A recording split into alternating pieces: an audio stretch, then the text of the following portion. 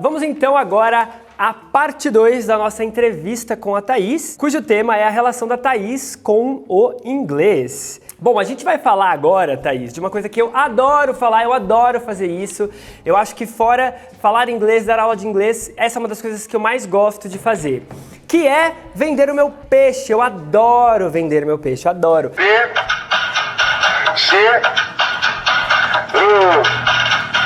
Olha quem tá passando, hein?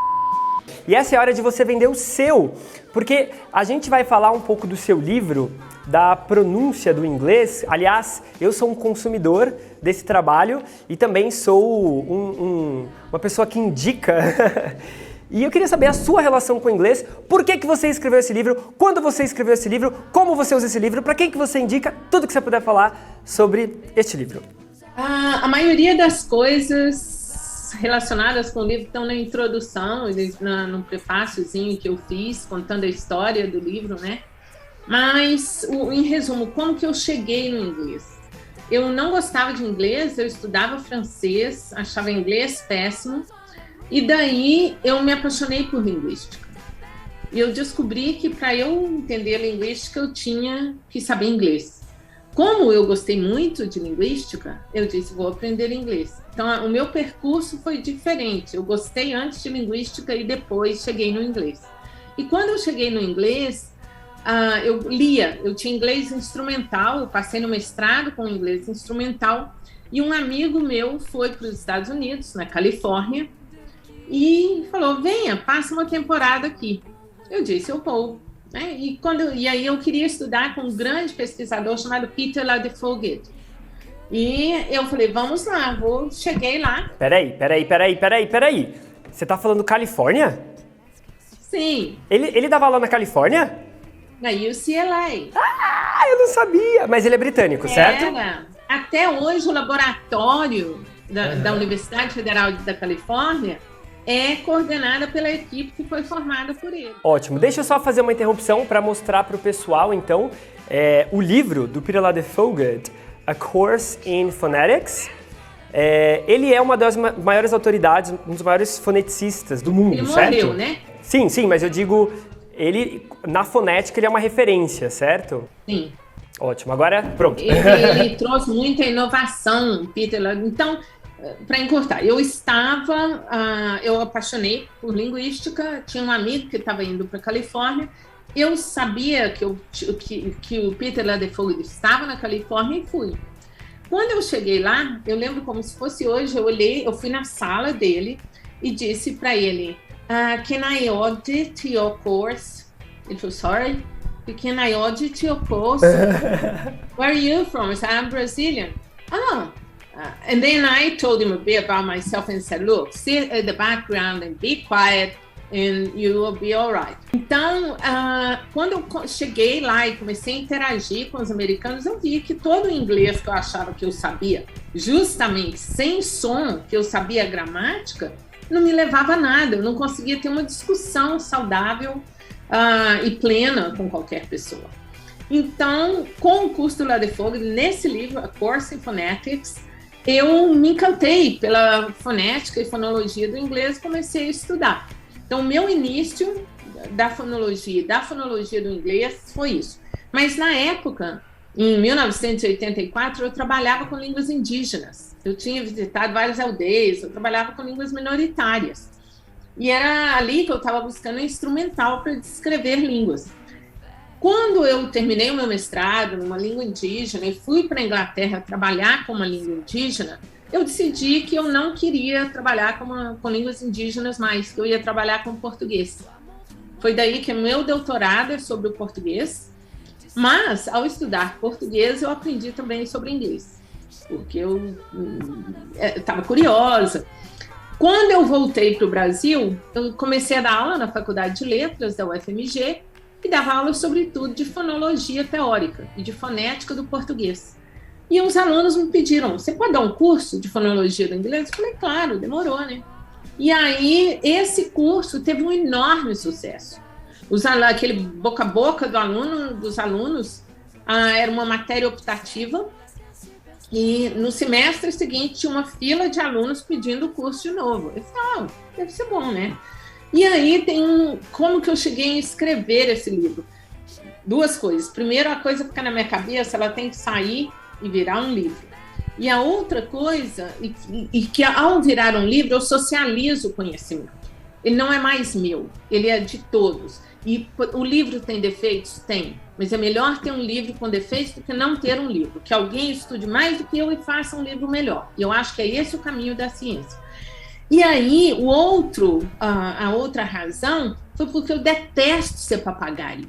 Quando eu comecei a estudar na UFMG, não tinha data show, nem retroprojetor. E aí eu tinha que entrar numa sala de aula, escrever tudo no quadro, aí depois apagar para o outro professor e para outra sala escrever tudo de novo. Eu falei, não, isso não vai dar certo comigo, com a minha personalidade, isso não combina.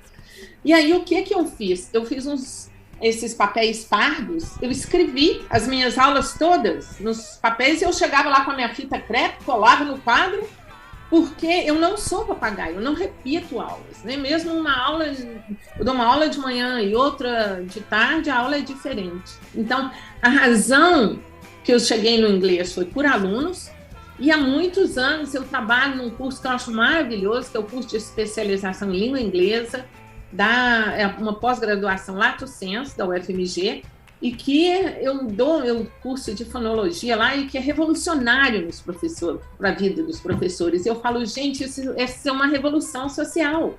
Eu estou ensinando algo que eles estão na base lá e não sabiam. E depois de algum tempo eu encontro com pessoas que foram meus alunos, falo, professor, eu agora uso fonética e fonologia nas minhas aulas de inglês, e foi uma revolução. Eu falo, ainda bem que eu sou professora. Então, resumindo a história, foi mais ou menos assim. Eu comentei com você uma vez que antes de ter o meu próprio método, eu dava aula com um método chamado Callan. E quando eu dava aula, eu dei aula com ele durante 6 anos, eu adorava ele. Só que eu sempre pensava, né, poxa, eu poderia fazer melhor, eu dava uma criticada, assim. E o método Callan, ele já tem por volta de 60 anos, ele é aperfeiçoado há 60 anos, sempre tem uma nova versão. Thaís, a hora que eu parei para escrever o meu método, eu também entrei nessa do feito é melhor que perfeito, porque é muito... O processo criativo de escrita é algo assim, escrever um método, escrever um livro que seja, assim, escreva. Eu acho que só quem parar para escrever algo que vai sentir na pele, como você fica insatisfeito, na sua cabeça está de um jeito, na prática fica de outro, você quer alterar, ou se você quer alterar um capítulo, só que tem pré-requisitos para esse capítulo, tem que alterar tudo. E, nossa, eu fiquei assim, acho que escrever algo, né, não vou nem dizer um livro, mas escrever algo foi uma das coisas mais difíceis que eu já fiz, e é por isso, agora falando com o público, que eu admiro bastante a Thaís, porque os trabalhos dela... Bom, temos aqui 4 livros de referência e não são qualquer livro. Hoje em dia, com a internet, tem muito professor lançando e-book e tal, mas a gente está falando de livros referência e isso é excelente. Então, parabéns. Puxando o saco um pouco também. Você falou uma coisa muito importante, que escrever é difícil. E eu sempre digo isso para as pessoas, eu não sou iluminada. Eu não sento e brilhantemente jogo minhas mãos no teclado e sai um livro. Tem muito lixo, tem muito rascunho. Então, e essa coisa que você disse, um livro ele é sempre transformável. Quando você chega no final, você fala, eu devia ter colocado isso no início, né? Mas você pode fazer isso? Pode, desde que você tenha um porquê. Certo. E é o que você falou, não é um livro acabado. Você vai construir o seu método a sua vida inteira. Exatamente. E tem uma expressão de Friends, eu não lembro muito bem como é que era sobre ficar grávida. E aí a Rachel sentia dores lá, não sei, alguma coisa assim. Que daí o cara, um dos meninos, criticava, mas que isso, poxa. Aí ela olha e fala assim, no uterus, no opinion. God, that's no big deal. Most women don't even feel them. Okay, no uterus, no opinion. E eu adotei pra minha vida. Tipo assim, alguém vai criticar o meu método, por que que tá ali, por que que tá lá, eu falo, sem método, sem opinião. Porque é difícil demais. E tem uma coesão, né? Você Sim. sabe o seu objetivo. Se exatamente. alguém tiver outro objetivo, ele não pode ler o seu método com outro objetivo, porque o objetivo quem definiu foi você. Né? Exatamente. Muito legal isso, né? Thaís, qual foi a sua maior dificuldade ao aprender inglês, quando você aprendeu inglês? aprender a escutar. Ótimo. Sucinto, e acho que as pessoas aqui vão partilhar bastante dessa resposta. E aproveitando... Só um parênteses, mais do que aprender a escutar é o mais importante. Depois que eu aprendi a escutar, falar passou a ser natural. É uma coisa que a gente fala bastante para os alunos e às vezes eles não colocam fé. Eles falam, você está falando isso porque é isso que você vende. Mas é a verdade. Então diz para eles que quando eles eram bebês, eles passaram 1 ano da vida deles escutando, para depois ousar a falar. E que é isso que você está tentando, domesticadamente, com as limitações, passar para eles, né? Sim, muito obrigada. Bom, agora que o Fê perguntou sobre o inglês e as suas dificuldades com ele, eu queria saber, no meu caso, por exemplo, eu aprendi o inglês sozinha, né? Eu e os filmes. E o inglês, ele me levou a empregos melhores, ele me levou à independência. Agora eu moro sozinha, vim pra Jundiaí sozinha, ou seja, filha única. A gente é criada naquela bolha. E agora eu tô sozinha aqui, o inglês me trouxe aqui. Mas eu acredito que ele ainda vai me levar muito longe. Eu queria saber de você, aonde o inglês te levou, qual foi a importância, uma das oportunidades, assim, das maiores oportunidades que você teve com o inglês. Expandir a minha área de atuação como cientista. Se eu não tivesse inglês, eu não poderia chegar em tantos lugares do mundo como eu cheguei, compartilhar as minhas ideias e receber e entender o feedback que eu recebi. Então, eu sou uma cientista, para mim era imprescindível ter inglês. Mas, para qualquer pessoa, independente, Fernanda, de ter um emprego melhor, de ter independência financeira, aprender uma língua, você revoluciona o seu cérebro, você se dá a chance de ser diferente, você se dá a chance de ter um outro olhar para o mundo. E isso é transformador. Então, se não for por nada, mesmo assim você está expandindo horizontes, e isso é enriquecedor. Então, você diria que o lugar mais longe que você foi com o inglês foi se descobrir? Foi entrar em si mesmo, 100%. Descobrir o que você é, conseguir se espelhar, conseguir se expressar melhor com outras palavras e conhecer outras pessoas. Isso te enriqueceu? Foi uma coisa, assim, pessoal? Sim, sim. Muito lindo. Obrigada. Foi muito mais do que eu esperava. Eu costumo falar bastante para as pessoas dos benefícios cognitivos que falar o idioma tem. Hoje a gente estuda bastante, né, assim, cientistas e tal, a neuroplasticidade, que, enfim, quando você estuda um idioma estrangeiro, você pratica essa neuroplasticidade, enfim. O Fleig fala bastante disso também. E eu e a Fernanda, a gente estuda alemão junto, e é basicamente por cognição, né? Porque a gente sabe que economicamente, uma vez que a gente fala inglês, não muda muita coisa, não muda o jogo, não muda da água para o vinho. Mas é gostoso estudar, é gostoso entender como é, e, enfim, todo esse trabalho científico mesmo de observar como é, tentar reproduzir, demais. Só uma coisinha, desculpa, Lucas, guarda a sua pergunta aí que eu vou falar um negócio em relação ao Felipe, sobre neuroplasticidade. E a ciência, ela evolui. Então, desde quando eu comecei a estudar inglês e com símbolos fonéticos e tantas coisas assim tão estanques, hoje em dia nós temos tantos métodos dinâmicos de ensinar que o futuro é uma porta aberta, né? Então, nós não sabíamos nada sobre o cérebro, sobre imagens cerebrais. Hoje em dia, você escaneia, coloca no MRI a pessoa e você tem várias informações sobre o processamento, né? Então, nós temos um mundo pela frente quanto ao aprendizado. Legal, e eu acho que é justamente sobre isso que eu também iria falar, viu, Thaís?